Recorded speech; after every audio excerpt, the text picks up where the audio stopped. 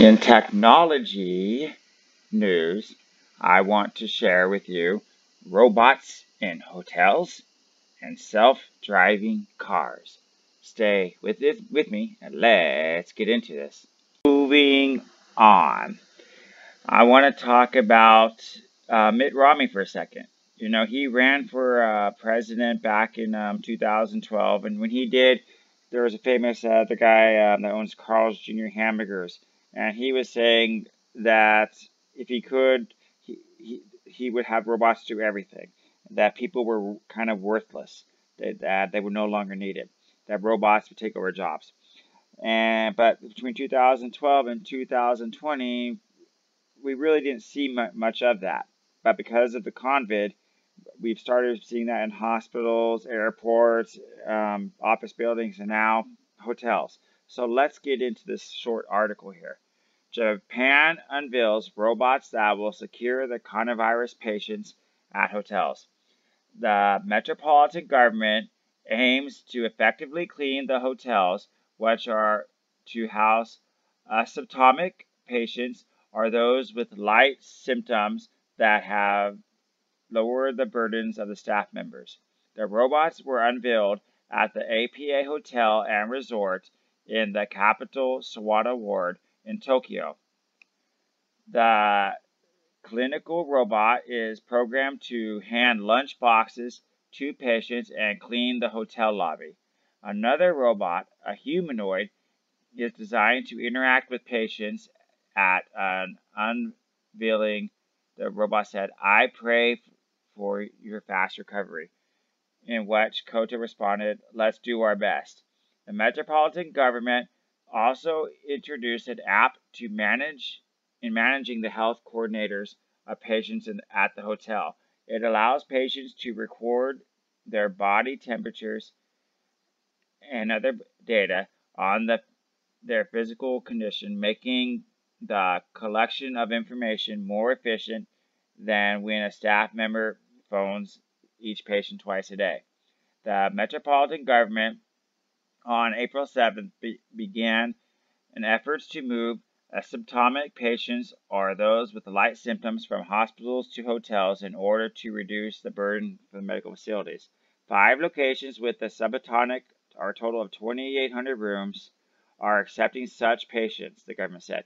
So, if you might recall, if you've been following me, like last week, Vietnam actually did make a robot that would take medicine to you. Yeah, it would take medicine to you from to your room, and then it also would clean your room.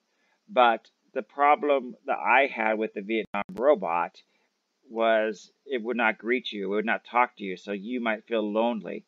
So one thing I really liked about this robot is it's going on the path to be more friendly, social friendly. So what do you think about this though? I mean, if the robots keep continuing, what are countries going to do with all these unemployed people? What jobs are there going to be there for them? And what do you feel about robots doing all this now? I mean, I don't really mind that they're doing it, but what's your take on it? Please like, comment, and leave your opinions below. I'd love to hear from you.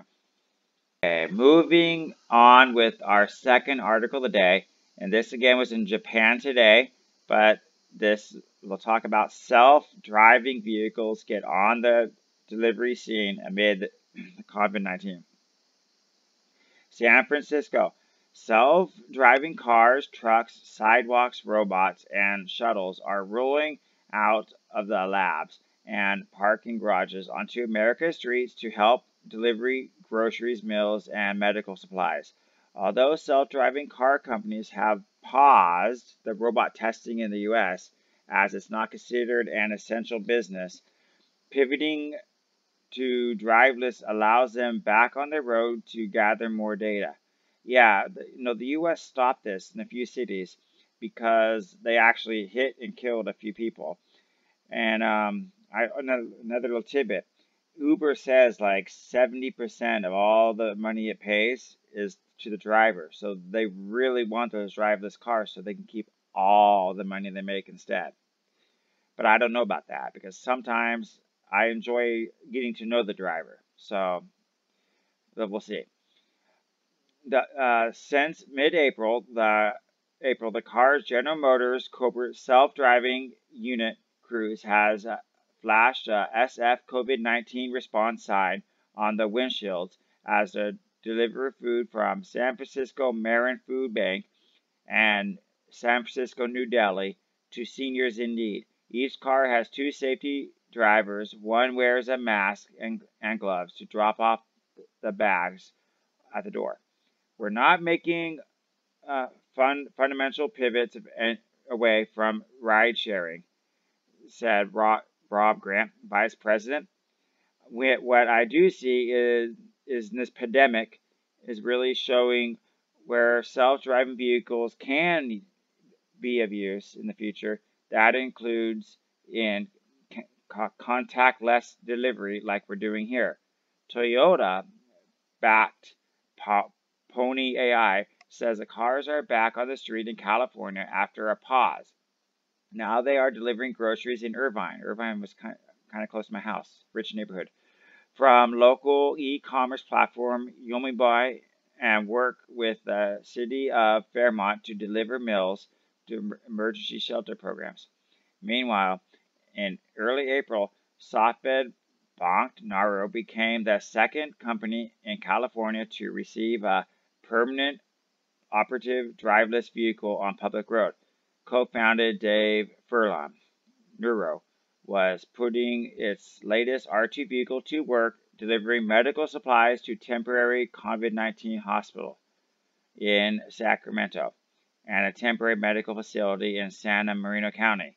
None of these three companies are making any money from these deliveries, but are gaining experience on the data on the delivery operations, several observers said. Beep on the autonomous shuttle service providers said that in early April that it was partnering with the Jacksonville Transportation Authority and Shutter Maca Narco Transport to test the Mono Clinic in Florida. Self-driving truck company Too Simple in the United Parcel Service, that means Postal Service, Incorporated, has invested and kept its 40 autonomic trucks on the road for paying customers, but it's offering a free service for food banks in Texas and Arizona. Well, that's nice, according to its chief producer officer. And on Wednesday, Russian tech giant Yansuk, which has self-driving car teams, said the pandemic helped speed up the signing of the first commercial contract with the city, Sawako, a tech hub to help deliver mail and small packages using its sidewalk robot. Yeah, there was this little robot that you could put in your car, and it would like use like little legs, and then it would like use to take two extra legs, like kind of like a bug, and then they pick the package up and then put it on a step. I've seen those in use, and they're kind of cool. And then they send a message to your phone and say, hey, your package is here. So anyway, what do you think about that? Do you feel comfortable with the cars on the road? You know, one of my biggest problems is I could never really drive. It doesn't really matter why. But I grew up in the age where there was no taxis or anywhere in my state for the most part, and they would be more than I can earn a day anyway, because the state was very spread out. So to me, that was always one of the hardships I had, was traveling around. But I've gotten over that as I've traveled the world and found better places for me. But what do you think about this? Are these good, bad ideas? Or do you have any other innovations that you want to share with us about robots or AI taking over? Please like, comment, and subscribe below. Hi. The small clip you saw was brought to you by Loyal World News. If you like what you saw, you should subscribe and look up my daily Loyal World News report for its full version. If you don't want to watch it on YouTube, prefer to be on the road, I also have a podcast in every full-length video I put up.